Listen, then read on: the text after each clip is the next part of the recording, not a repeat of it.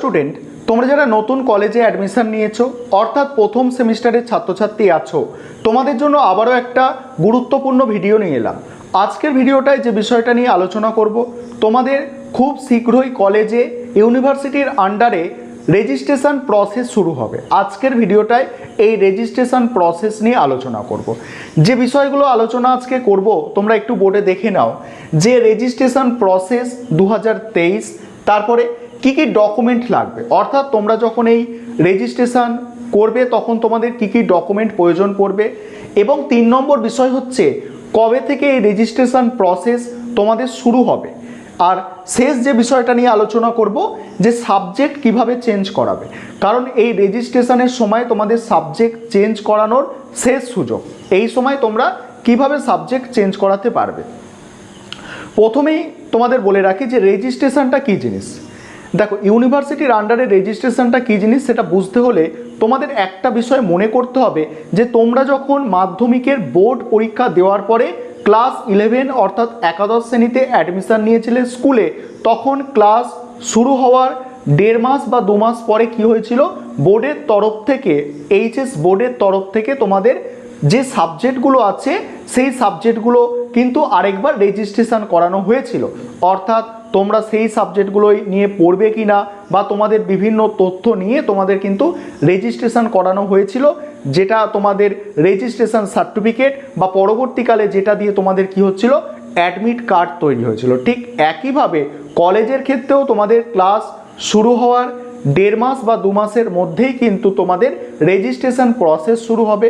অর্থাৎ পুজোর আগেই তোমাদের কলেজের সমস্ত কলেজে, অর্থাৎ যত ইউনিভার্সিটি আছে তার আন্ডারে যত কলেজ আছে সমস্ত কলেজে পুজোর আগেই রেজিস্ট্রেশন প্রসেস শুরু হবে। ধরে নিতে পারো তোমরা এটা আগস্ট মাস চলছে, সেপ্টেম্বর মাস, আগস্ট মাস চলছে, সেপ্টেম্বর মাসের শেষ থেকে রেজিস্ট্রেশন প্রসেস শুরু হবে।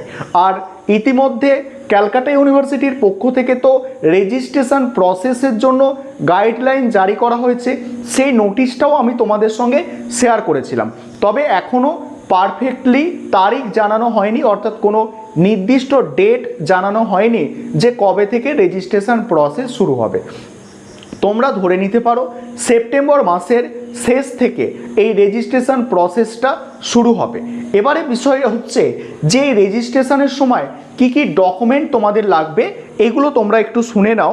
আমি তোমাদের বলে দিচ্ছি যে কি কি ডকুমেন্ট তোমাদের লাগবে। সাইডে তোমরা একটা দেখতে পাচ্ছ স্ক্রিনশটের একটা অংশ, তোমাদের লাগবে ফটোগ্রাফ লাগবে, অর্থাৎ তোমাদের ফটো লাগবে, ঠিক আছে, পাসপোর্ট সাইজ ফটো লাগবে, তারপর ফটো সিগনেচার লাগবে, তারপরে তোমাদের লাগবে এজ প্রুফ। এজ প্রুফ হিসাবে তোমরা অ্যাডমিট কার্ড ব্যবহার করতে পারো মাধ্যমিকের, বা তোমরা অ্যাডমিট কার্ড ব্যবহার করতে পারো, বা জন্ম সার্টিফিকেট যেটা থাকে বার্থ সার্টিফিকেট সেটাও তোমরা কিন্তু ব্যবহার করতে পারো। তোমরা কলেজে যখন ফর্ম ফিল আপ করেছিলে তোমরা যেটা এজ প্রুফ হিসাবে ব্যবহার করেছো সেটাই তোমরা এখানেও ব্যবহার করবে।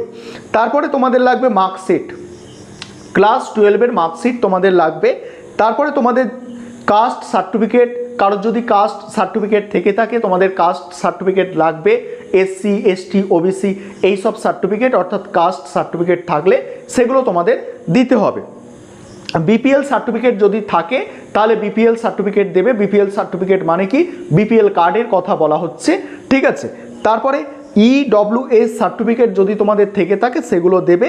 তারপরে মাইগ্রেশন সার্টিফিকেট কারোর যদি থাকে এইগুলো দেবে। অর্থাৎ এই তথ্যগুলো তোমাদের ফর্ম ফিল আপ করার সময় লাগবে, অর্থাৎ রেজিস্ট্রেশনের ফর্ম ফিল আপ করার সময় এই তথ্যগুলো তোমাদের লাগছে, ঠিক আছে। আশা করি তোমাদের কি কি ডকুমেন্ট লাগবে তোমরা বুঝে গেলে। এবং এবারে পরেরটা বলা হয়েছিল যে কবে থেকে এটা শুরু হবে, সেটা তোমাদের বলে দিলাম যে সেপ্টেম্বর মাসের শেষ থেকে এই রেজিস্ট্রেশন প্রসেস শুরু হবে। আর এই রেজিস্ট্রেশন প্রসেস 1 দিন 2 দিন হবে না, এটা একটা বেশ কিছুদিন ধরে, অর্থাৎ 10 দিন বা 8 দিন এরকম একটা সময় দেওয়া হবে যে একদিনেই রেজিস্ট্রেশন সমস্ত ইউনিভার্সিটির আন্ডারে যত কলেজ আছে সমস্ত কলেজে একদিনেই রেজিস্ট্রেশন প্রসেস কমপ্লিট হয়ে যাবে, এরকম নয়। এটা একটা টাইম দেওয়া হবে, প্রায় 15 দিনের মতোই টাইম থাকে, 10 থেকে 15 দিন টাইম দেওয়া হয় এই রেজিস্ট্রেশন প্রসেস কমপ্লিট করার জন্য।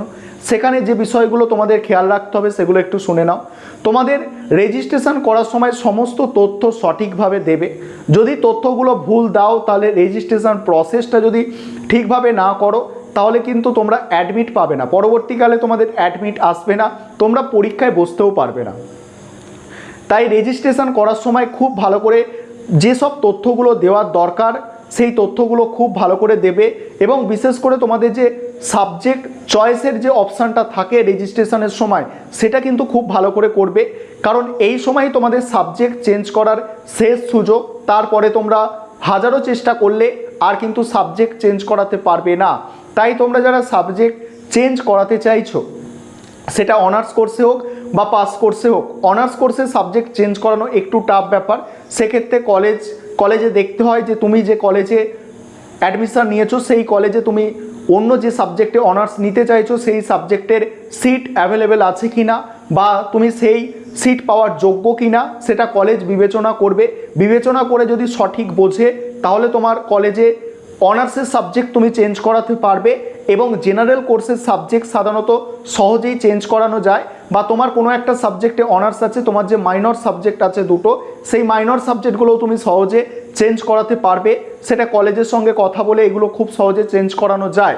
আর একটা জিনিস খেয়াল রাখবে যে রেজিস্ট্রেশনের সময় বা রেজিস্ট্রেশনের আগে তোমরা কিন্তু সাবজেক্ট চেঞ্জ করিয়ে নাও যাদের সাবজেক্ট চেঞ্জ করানোর দরকার আছে, কিন্তু এরপরে অর্থাৎ রেজিস্ট্রেশনের পরে তোমাদের কোনো রকমভাবে সাবজেক্ট কিন্তু চেঞ্জ হবে না। তাই এইগুলো বারবার ধরে তোমাদের বলার একটাই কারণ যে সচেতন করা, কারণ পরবর্তীকালে ভিডিও নিচে এসে কমেন্ট করবে রেজিস্ট্রেশন প্রসেস কমপ্লিট হয়ে যাবে, তারপর আমি প্রতি বছর তো দেখি এটা লক্ষ্য করি যে তারপরে কমেন্ট করবে যে স্যার আমরা কিভাবে সাবজেক্ট চেঞ্জ করাবো, রেজিস্ট্রেশন প্রসেস কমপ্লিট হয়ে গেছে।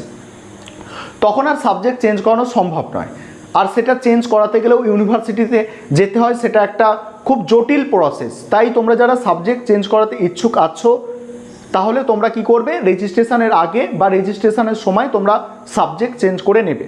চলো আজকে এইটুকু তথ্য তোমাদের সঙ্গে শেয়ার করার ছিল। আর তোমাদের এই সংক্রান্ত কিছু প্রশ্ন থাকলে অবশ্যই তোমরা কমেন্টে লিখবে। পরবর্তীকালে তোমাদের কমেন্টগুলো অন্য ভিডিওতে আমি রিপ্লাই দেওয়ার চেষ্টা করব।